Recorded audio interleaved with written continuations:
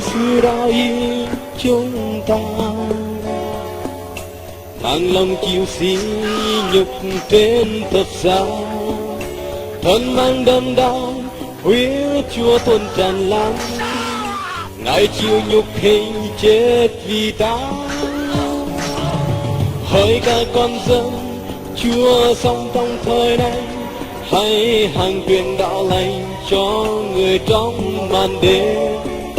Mau mau cứu vớt những kẻ trong tội ô, này cứu Chúa đang trong chờ ta đi.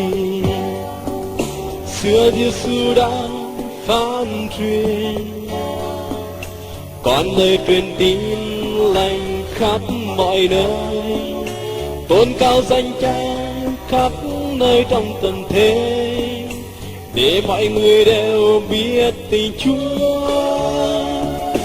Hỡi các con dân Chúa sống trong thời này, hãy hàng truyền đạo lành cho người trong màn đêm.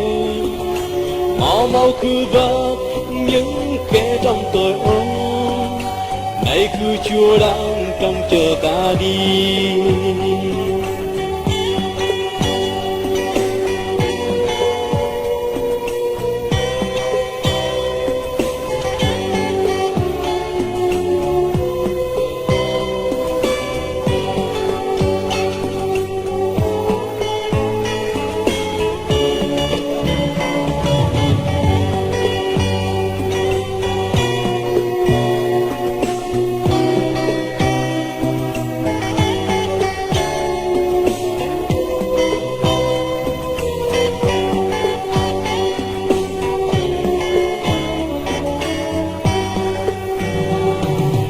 Đã yêu chúng ta,